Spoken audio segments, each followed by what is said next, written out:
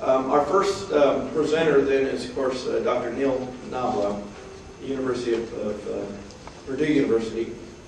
Neil is certainly a leader of the profession when it comes down to many things. One of which is his ability to think through and communicate this whole process of setting the stage for the research. And obviously we're talking about the literature review, but probably more importantly, the conceptual framework, theoretical framework, which I think our profession has made some strides in, but there's still an opportunity to continue to get better.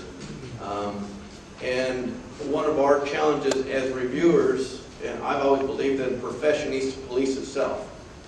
And it is us who police our acceptance of manuscripts.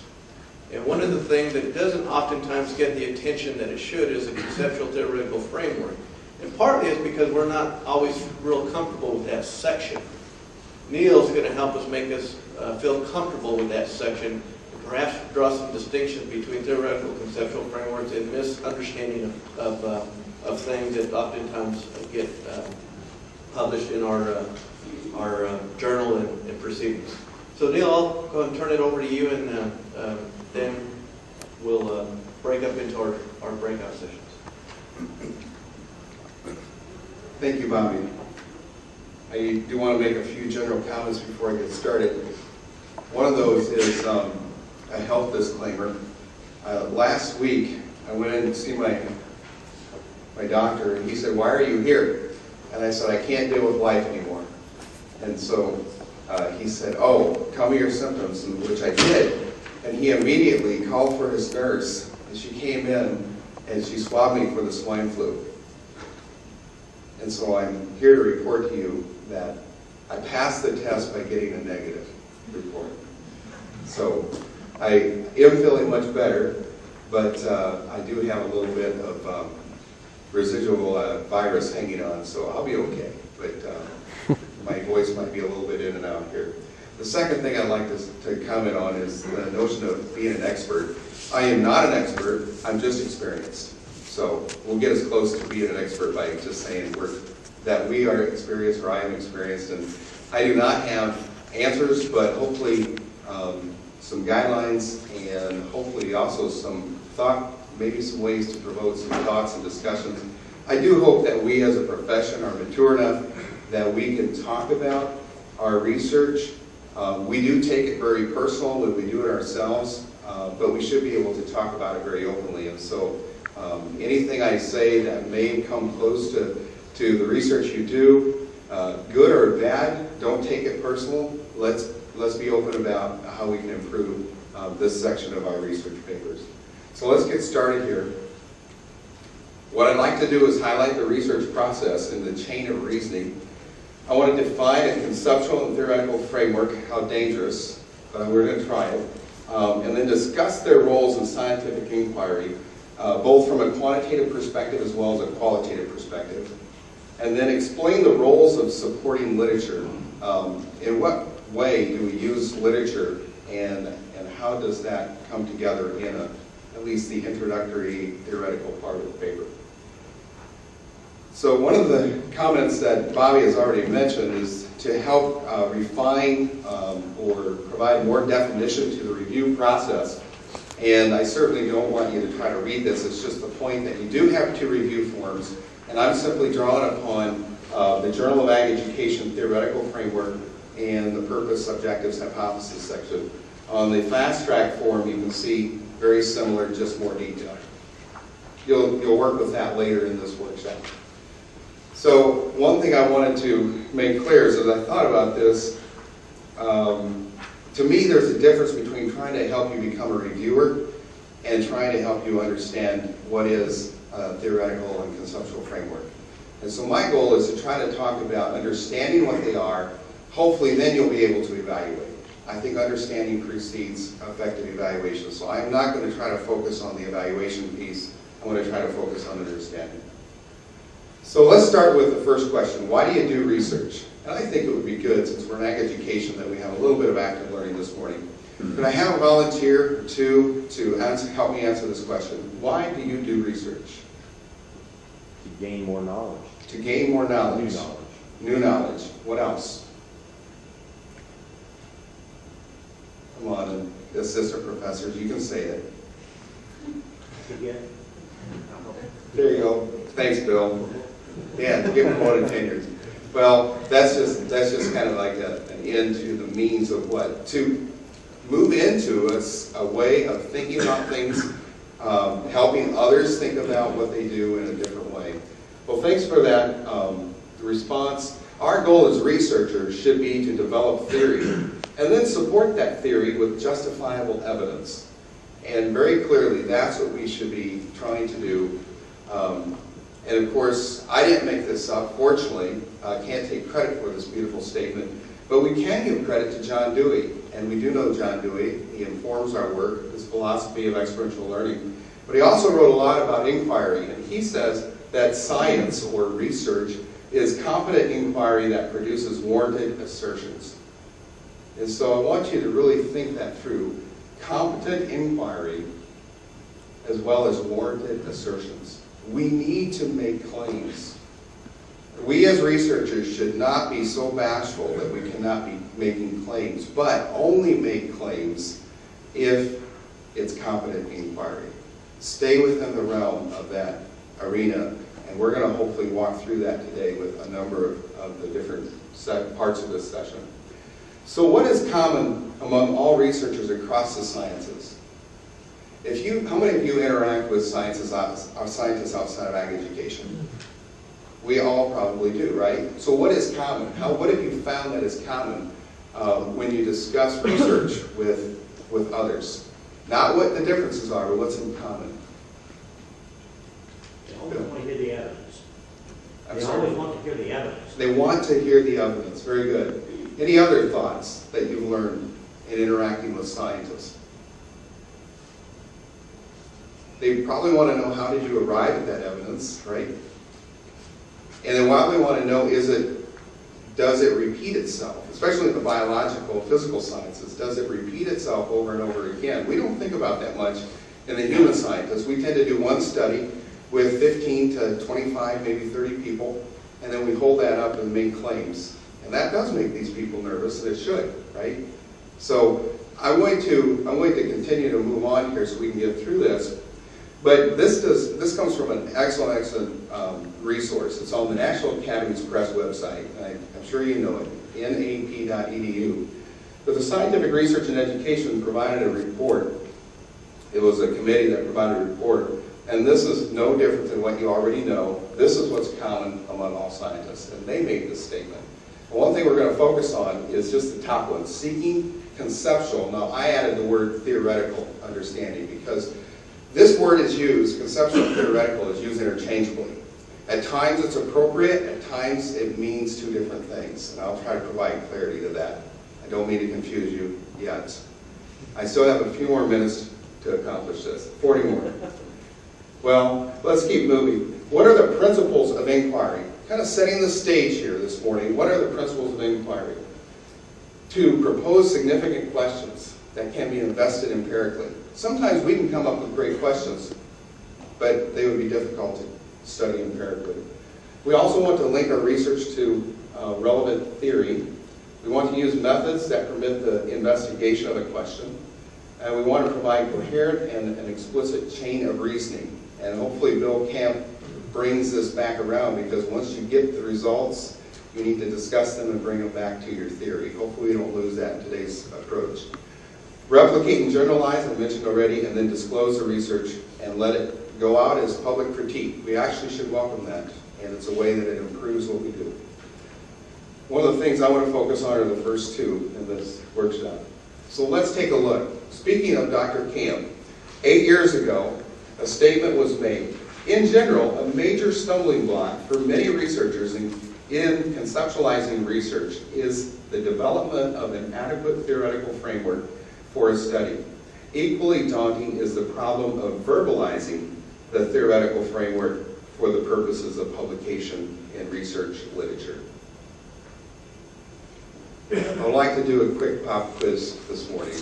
How many of you would say that this statement is true? 8 years later, or you could even have disagreed with it 8 years ago, but how many of you agree that you would say this statement is true? Raise your hands if you believe it's a true statement. Raise your hands if you say it's a false statement.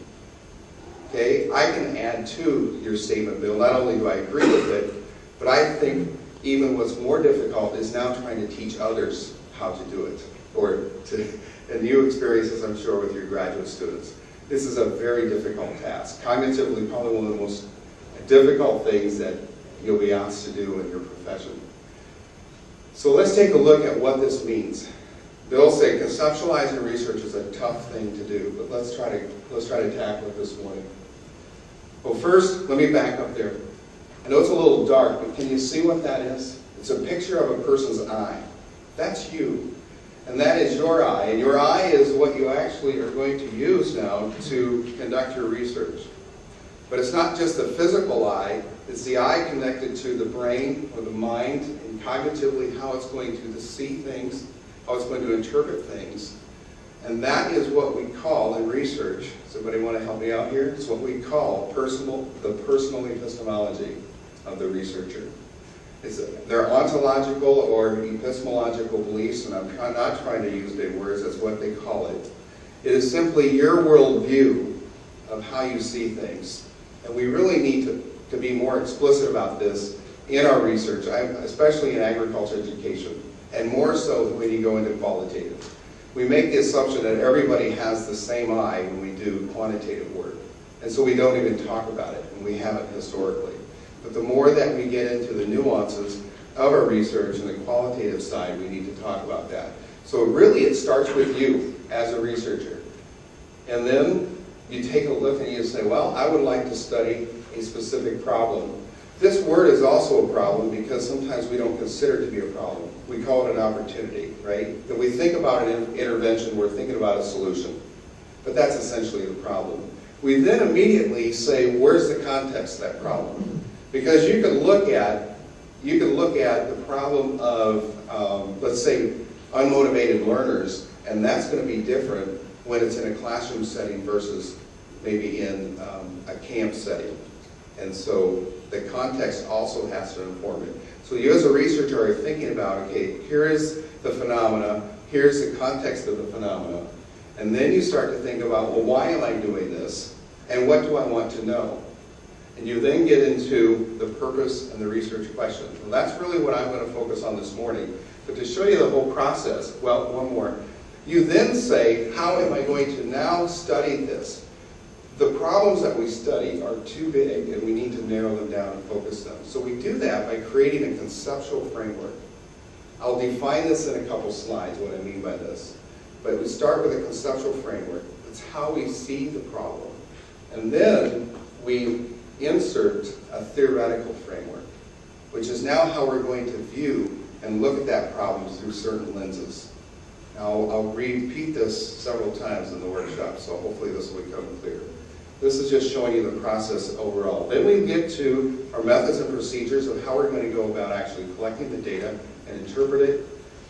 It results in findings, which then leads us back through our eye as the researcher, being completely informed not only with our own epistemological beliefs, but how we saw the problem, the conceptual framework that we saw it in, the theoretical framework, the lenses we're going to use to now provide the prism that we're going to see this through, which then helps us to make some claims. And those claims must be based upon this entire process of what we call competent inquiry, according to John Dewey. And so none of this is new to you. You're very familiar with it. It's Research Methods 101. This morning we're taking a look at that front end. Now, how do you conceptualize research? And I may have just flown a little bit too high over, and I don't want to lose you on this. One of the things that I used to do was teaching methods, and I'm sure most of you have taught some type of an undergraduate course. Undergraduates tend to resist theory, and they think that it's something that's irrelevant to them. Let's show them how it's relevant. How many of you are familiar with the idea of creating a positive environment for learning or for teaching, in your role as a teacher? Absolutely. What do you need to do? Well, I'm going to take the stance of a positivist now, and I'm going to boil this down, that I think there's two things that you need to do. What you need to do is you need to create interest. Interest is a cognitive connection that you're going to make with your students. And then I think about this and I say, well, not all students want the brain to be engaged. We have some students out there that are relational. And so on the relationship side, I need to focus on connecting with them by building rapport. Now when I bring these two together, if I can do both as an educator, I will have motivated learners. Let's say that I use an interest approach, it's effective, but I do not have any connection with them personally, or that they feel the teacher immediacy connects with them. That means I have disconnected but focused learners. They feel disconnected from me, but I can keep their attention short term. Let's go down here and take a look at establish rapport. Some of you know teachers, maybe your own students, who are very good at connecting with people, but it's a lot of fun and games and they don't get to maybe the academic points. And I've done that before too. It's called entertainment in an educational setting. And what this leads to is rapport being established. So they feel connected with you. This guy is cool. I like this teacher. But they're unfocused. And if you think back to some of the educational settings, you may say that's probably the case. Now, if you cannot do either, you have disengaged learners. You don't have their attention, nor do they feel like someone cares about me or that others are some part of my friendship and my network. Now, why do I share this with you? I'm not trying to give you a teaching methods lesson. What's the point of this slide? Previous slide was conceptualizing research, showing you the process and how this all fits. Why did I share this slide with you? A very common process that we all engage in every day, or probably every other day in a lot of our jobs, we teach and we go through this process. It's something we can relate to. It's very common. How many of you have stopped and broke down the process to say, okay, I could study this. And this is how I could study creating a positive learning environment. And what I have just done by going through the steps and kind of showing you how I thought about it, I have no clue if this is right. I haven't tested this theory, but I was theorizing. I was theorizing the very practice in which we engage in as educators. And when I do this, I now can create a 2x2. How many of you have heard of a 2x2 table in research methods? What can we do now? What tool in the toolbox can we use to now test this conceptual framework? We can use,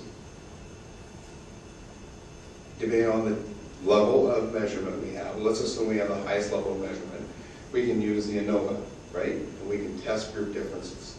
And so what I have just done is I've tried to show you how we go through this process of theorizing what we do in such a way that we can test it empirically.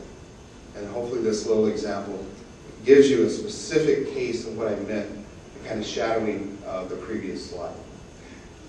Any questions or comments at this point? I want to move to some defining the conceptual theoretical framework now. I haven't lost anybody, hopefully. Very good. Let's go to, so I want to make another point.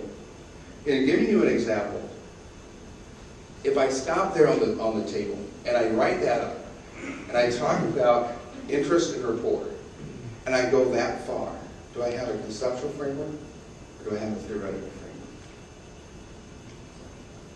I have a conceptual framework.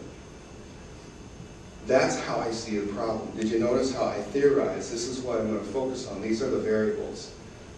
Now I need to go find some lenses that I'm going to look at those variables through and help me inform how I should interpret this or how this process really could take place. And you could plug in all kinds of theories, I'm sure. The two that came to my mind immediately could be interest, motivation, or teacher immediacy. And hopefully this starts to bring out there is a difference between a conceptual framework and a theoretical framework. So one of the things that we are charged to do as scientists, and that stands for scientific principle number 1 out of that report I shared earlier, is posing important questions. It's the nature of the question, it's how it's posed, and then it's creating a clearly articulated argument. And I'm not going to go through this because this is very familiar. You understand this, I'm sure, with much of the work you do. But the point of this slide is that when we look at our studies in agriculture education, can we identify the clearly articulated argument? Can we identify the thesis statement? Can we identify the assertions that are made and the evidence already existing that supports those assertions? I think if you can say, yes, I can identify that in my own work, then I think you are conceptualizing your work in such a way you're theorizing, which is what Dr. Camp said is a difficult but very important task. A little bit more about supporting literature, and I'll bring this together to conceptual theoretical. We use this literature, when we cite studies, we use that to frame the problem and create our thesis statement. We also use it to support the problem. We call that our justification or the importance or the significance. We also use it to synthesize the knowledge base, and that is summarizing the extent and pertinent studies so that we can now make these assertions in a synthesis or using synthesis. One of the things I've noticed in some of the studies that I've read with my students is that they like to read an article and they like to summarize it with a sentence or two. They like to read an article and they like to summarize what that article said in a couple sentences. And they continue to do this, and then they hand it in and say, here's my, whatever they want to call it, review of literature. And one of the things that's very difficult to help them see, but usually they'll get there, is which of these studies you have in this very, very rough draft can you now say, they're saying the same thing, and especially from the point of view you have as a researcher, that you can now make an assertion and then cite the two studies that are supporting that assertion.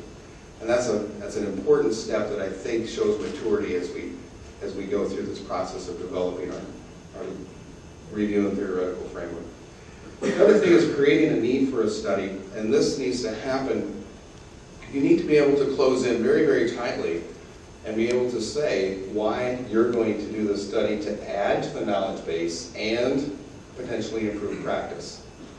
And that happens usually at the end of the intro section if you consider everything prior to the methods. And many times, and I have done this myself, I've reviewed all literature and no one has studied this. And I challenge us.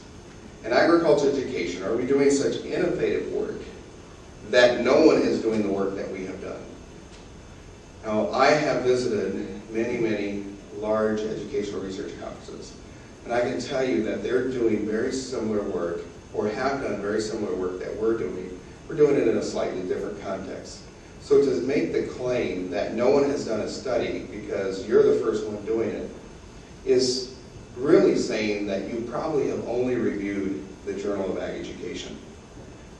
And quite honestly, as a reviewer, Bobby, that creates concerns when I review something that someone says that, and it really opens up the door that says, well, I'm concerned, because they're probably not informed about an entire body of knowledge that exists around this construct already. And so be careful. Don't go down that pathway is my little advice if you were a grad student across the table with me this morning. Let's continue on and talk about the introduction. It's again, I'm going to repeat myself. Create a thesis statement. Not a thesis study, a thesis statement. This is students who are, I'm going to go ahead and do it for my little 2x2 contingency table. Students who are interested and who have rapport with their instructor will be engaged and motivated, or connected and motivated. You can see that. That's my thesis statement. I make that assertion, and then I have to support that. I have to support it based upon everything we know prior to what I'm going to do, and then I have to show you how I'm going to test this assertion, this hypothesis, and then I'm going to show you if it's supported or not. And even if you do qualitative research, it may be a bit more fluid, but you still have to have you have to theorize. You have to be able to do this process to make your work credible. And so I've already said this, it's really a repeat, but it's a way for you to have this in your notes. Let's talk about old citations versus new citations. One of the things we like to see, I have professors that students take classes with, and they say, well, I don't want to see anything older than 5 years. Well, there's a problem, right? Because some studies might be really pertinent and they're within that 6 to 10 year window. So what's the trade-off here? Well, really you need to stay current with your research, but select a few studies that may have provided maybe the different key steps for you to be able to show this is what you understand. I like to think that a 20-year window, quite honestly, a 20-year window is a pretty good window to kind of be informed about if you're studying a phenomenon. It can be older than that. The other thing is canvassing the literature beyond that again, and hopefully you have been able to find other journals. There's thousands of them out there that you connect with and that you're using to stay informed. I say pick a few and then stay current with them is a way that I've tried to do that. Selecting a theory that will inform your study. One of the things I want to mention now, and then we'll get into actually looking at the conceptual theoretical. I have seen studies that will cite experiential learning as their theory. And so yes, experiential learning is essentially what's going on, but it's like the person standing up on the hill. And over here is the phenomena that's being studied. And so it's loosely connected. So I want to try to tighten this up. If you're going to make a claim that your theory is going to inform your study, it needs to be right there. How do you know if it's right there? You'll go through the process here quickly. The variables that you are going to study need to be very specifically connected to that theory. How can you use that theory to interpret what's going on if they're not really there's a close connection there? So to say you're going to use constructivism as your theoretical framework, yeah, it may be, but it probably needs to be pulled a lot closer to that. And hopefully that makes the point of being too general with your theoretical framework really doesn't do much good. It provides a reviewer a chance to say, check, but hopefully we're getting beyond that as well. And then making statements based upon the literature. I've already made this point. It's synthesize, make assertions, and support them. And then one of the things I've learned in attending one of the largest educational research conferences is a researcher who made a statement that you need to read 150 articles, grad students and colleagues, if you're going to be knowledgeable about that knowledge base. She said once you get to about 150 articles, you have made the loop and you're coming back around, and you're able to you clearly describe, okay, I've walked around the block of this knowledge base, and you return back to the point from which you started. You can play with 150, but you can see there's a lot of reading that needs to be done. And one of the things that I suggest is that, at least from my point of view, I like to see at least 25 to 30, and those are peer-reviewed journals. I'm not going to count books in that. I'm not going to count websites. I'm not going to count other non-peer-reviewed. I want to see 25 to 30. That's going to force you to get outside of JAE or NARIC papers. And that's kind of the point I wanted to make there. Okay, so let's get into talking about theory here. And I think this will become clear as we get into this section. Simply adding the heading, another Bill Camp statement, I hope you don't mind. It's good to be cited. Heading called a theoretical framework to review of related literature does not actually make it a theoretical framework. Moreover, labeling an inadequate theoretical framework as a conceptual framework does not make it adequate. Thank you for saying that, Bill, so I don't have to take credit. It's quite a statement, and it's true. Just labeling something a theoretical framework that is not is really falsification or ignorance. The next is Journal of Ag Education was studied for a decade, and 29% had appropriate theoretical frameworks. 87% had appropriate conceptual frameworks. Well, I'm suggesting that our profession probably does much better at conceptual, maybe not quite as well in applying the theoretical. So the two terms, conceptual framework and theoretical framework, are likely the two most misunderstood and misused terms in ag education research today. As such, the two terms are often erroneously interchanged, and that was Jim Dyer and his colleagues doing that study a few years ago. So let's talk about what is a conceptual framework and theoretical framework. A conceptual framework is a structure of what has been learned to best explain the natural progression of phenomena that's being studied. Again, Camp's article. A theoretical framework is the explanation about the phenomenon, the lenses through which a researcher views the world. The best way I can teach this to you right now, oh, not quite, I'm jumping ahead of myself. Okay, now we've switched, we're going to go to Bob Warmbrode. And I don't know how many of you know Bob, but I'm really standing on two shoulders. Some of my two best instructors I had were two Bobs. Bob Warmbrode taught me clarity, and Bob Martin taught me enthusiasm when you teach. So you can give them the credit or talk to them about the concerns you have this morning. I am assuming that we agree that a theoretical slash, and he put the slash, conceptual framework can be defined as a systematic ordering of ideas about the phenomena being investigated, or as a systematic account of the relations among a set of variables. And he also makes a couple points. A means of focusing the design and analysis and providing structure, meaning to interpretation of the findings. Now my question, if Bob was here this morning, this is what he would look like. He hasn't aged in 20 years. He's amazing. But anyway, Dr. Warmbrode has asked the question, or made a statement. I'm going to ask you the question. Do you think a statement is really, can we edit? Could we say it's a theoretical or a conceptual?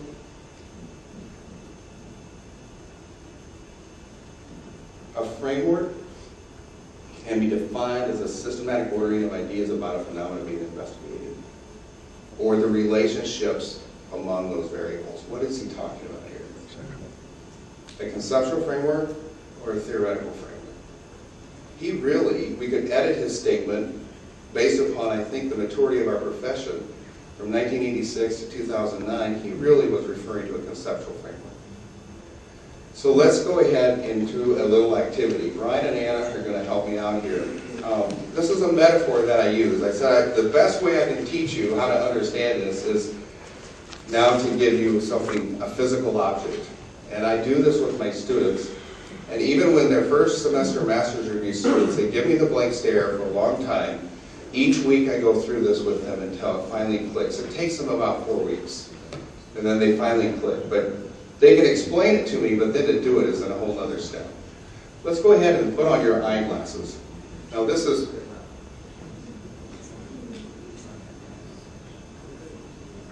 the metaphor that I use.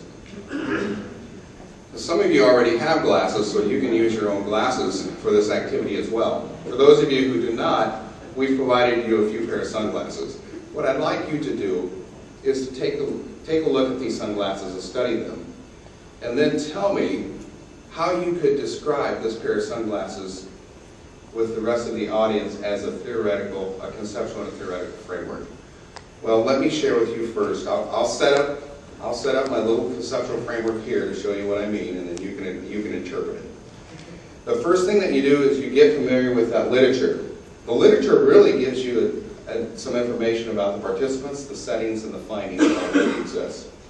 You can't see it over there, but it's really the question, what exists? What do we already know? And it's a lot about the context, quite honestly. Then we start to say, based upon what we know, what are the premises and the concepts, or a concept map, a way to put these variables together. And so this one, for some reason, my slide is bigger than the screen. It's how will you frame the problem, or how will you actually look at the variables together. The theoretical framework has to do with the propositions, hypothesis, or getting even level to the substantive theories, mid-theories, or grand theories. And this is how will you see it, okay? So now let's take these glasses that I provided, and let's just try to interpret the glasses, the metaphor of the glasses. See if you can figure out the conceptual framework of the glasses, and see if you can figure out what part of the glasses would be the theoretical framework of the glasses. And then I provided enough different glasses, and you'll be able to see how, even in our own research, they can be quite blended and almost look like one, or they can be very distinct. So let's go through this metaphor. These glasses that you have in front of you, what would be the conceptual framework? The conceptual framework would be what part of the glasses?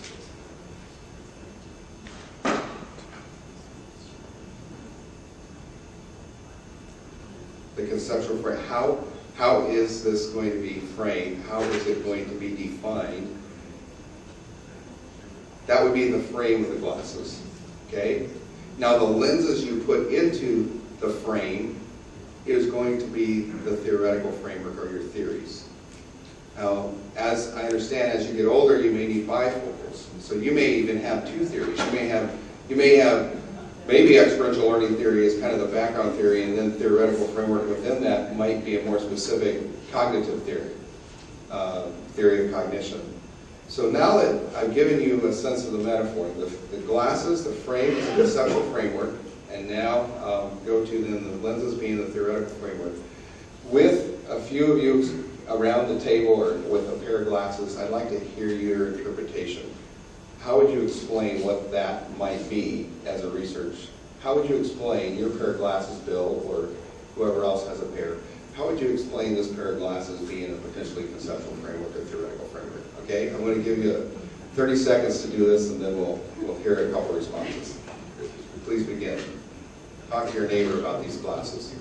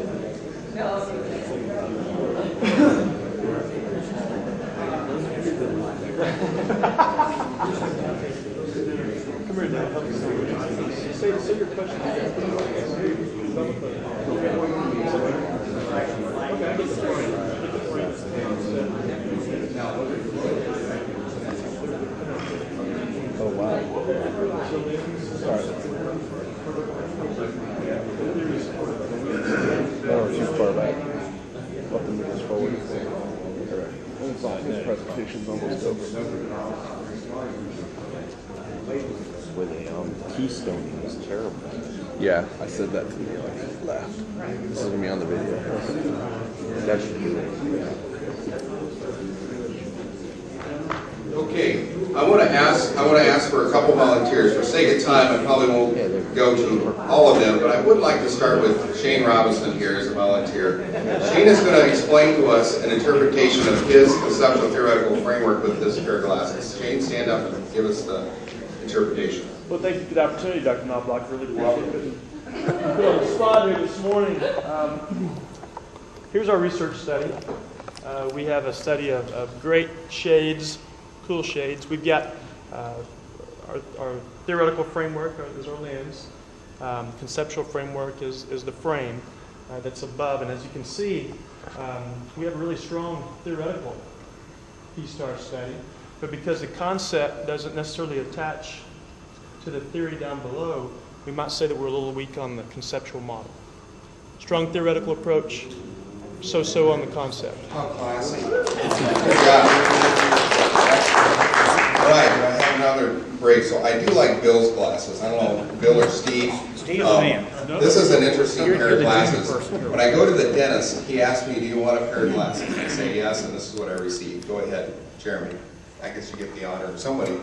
I am not going to give the conceptual framework because Dr. Camp actually developed it for our pair of glasses, but they're a coil of glasses. It's actually not a rigid frame and not really much of a sturdiness to our theoretical frame. So what's the conceptual framework again? I just work here.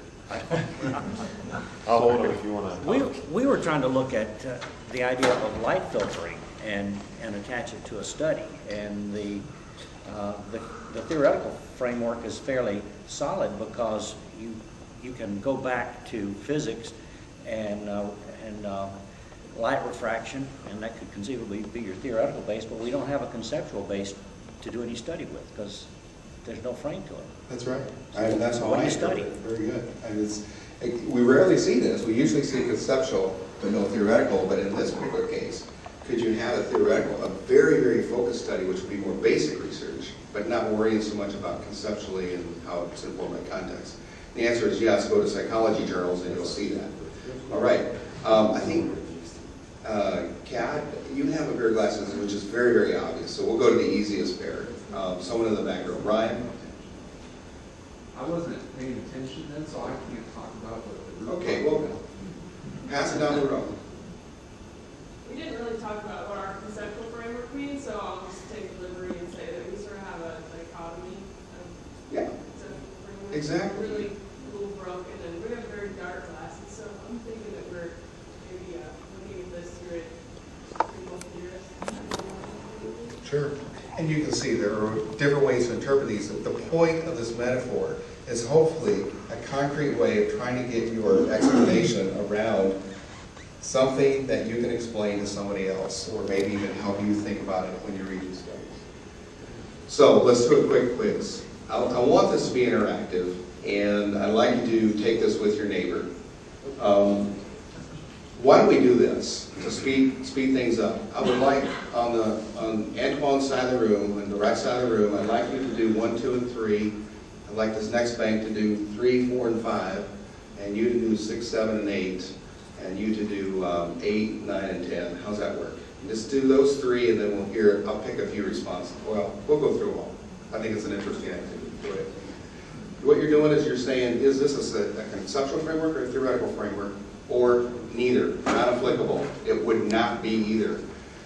And there will be a good discussion about these.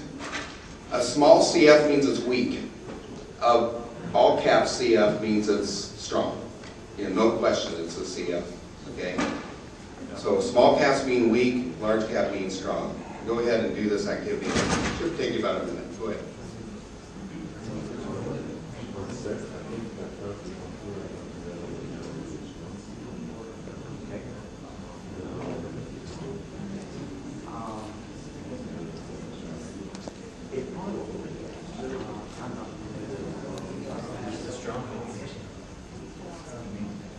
We'll do this big. I would say, what do you think, Steve? It's a strong conceptual framework. It's based on theory, but it's not theoretical. Fusion of innovation.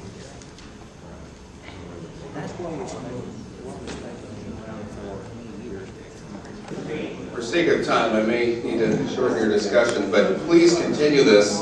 This is what I like to see at professional meetings, colleagues talk to each other about these types of questions. Let's go ahead and working across the room. Antoine? Yeah, number 1, Antoine. I said strong conceptual framework, low and theoretical. So big C, big F, little T, little F. And the reason why I say that is that in agricultural education, we always talk about the concept of the 3 circles, but the theoretical framework underlined, I don't think we really emphasize that enough. And I think that theoretical framework consists of your learning theories of pragmatism, constructivism, different things. But I think we have the concept down good, but I think it's low in theory. Sure. We talk about it. Venn diagram. Anybody else from that section of the room differ with that or same support? My interpretation of this is that we all know it implicitly, but we don't know it very well explicitly. So we're going to slightly differ on this a little bit, Antoine. We agree it's a conceptual framework, but I want to call it a weak one because we haven't done much explanation of what this really is. And I know we could argue about this a little bit, but and you may convince me it's a big C and a big F. I think with somebody doing a more philosophizing or conceptualizing around this, it could easily become a CF Antoine, and even get into a theoretical eventually. Whoops, I should back up. How about the AAA research agenda? I meant to hold that up. Someone else on that side of the bank of the room. The AAA research agenda. Now, I didn't make any of these up. These are all cited in studies I've read, papers or studies. Go ahead. They're changing their answer because, you can, since someone's volunteering, I'll go ahead. It must be a risky response. The AAA research agenda, in my interpretation, is yes, you could maybe do a weak conceptual framework, but for the most part, just citing it, that it was your conceptual framework, it probably is not applicable. So unless you're really using that to somehow study the type of research we're doing in our profession or how well we're supporting those specific themes, I would say it's not applicable. It was not intended to provide theory. It was not intended to provide a conceptual framework. It was intended to provide justification, which is the importance of study. I agree, Bill, but I have actually seen this cited in papers, so I'm just pulling them out as examples. I agree with you. That's great. I was like, yeah, good. Thanks. Rosenstein at first, very, very popular, well cited in our profession. What do you think? Are we still in the far bank? It's a meta-analysis, and a very good meta-analysis, but it's what? It identifies variables of effective teaching. It's a conceptual framework. I think because it's so well done, I'd say it's a very strong conceptual framework. Okay, I won't click anymore. I'll keep my finger up. Go to the next bank. Bork's needs assessment model. Perfect. Shane Robinson, come on down. Big C, big M. Okay. So Bork's needs assessment model. I may not know this very well, but it really helps you analyze. But as I've read it, it doesn't really help you understand how to frame a needs assessment other than, the importance. So we could go up to big C, big F. I'm not going to differ too much on this. Let's go to Bloom's taxonomy. I keep doing that, Roger. I apologize. Bloom's taxonomy, very, very well known. In fact, our scientist colleagues in other departments know this one. What would this be? A theoretical framework? No. It's a very well established conceptual framework. You possibly could get it into a theoretical framework, but I think it's going to take quite a bit of development to get it there. Menzel's model of teaching by Duncan and Biddle, very well cited. You know this. The presage variables, and I don't remember them all. What do you think this is? Anybody from that side of the room? C. Okay. Yeah, this is a big C, big F. And it's very well done, but it's not a theoretical framework, from what I can see. Rogers, I think that's right, Rogers' diffusion of innovation theory. Yes, that's correct. You know this one, right? Early adopters, laggards. What do you think? Okay. I put it as a small t, small f. Now again, this is Neil by himself. I don't know. You can adjust my letters, but that's how I see that. So there he went from probably a strong conceptual and now is entering into that theoretical. Whoops. Bandura's triadic reciprocal determinism model. You know this one. It's getting cited in our literature now, right? Personal factors, environmental factors, behaviors, or some type of a performance. What do you think? Kat, you know this one very well, right? We had it as just a CF, so I'm interested to hear. Yeah, I see it as a CF because that's often how we use it, but you actually could get into looking at the interaction of the model and start to interpret how that process takes place if you do that. We haven't done much of that, Naga, that I've seen, but you could, and if you were doing that, especially with child development studies, then you could get there. Bandura's self-efficacy theory. Let's go to this side of the room.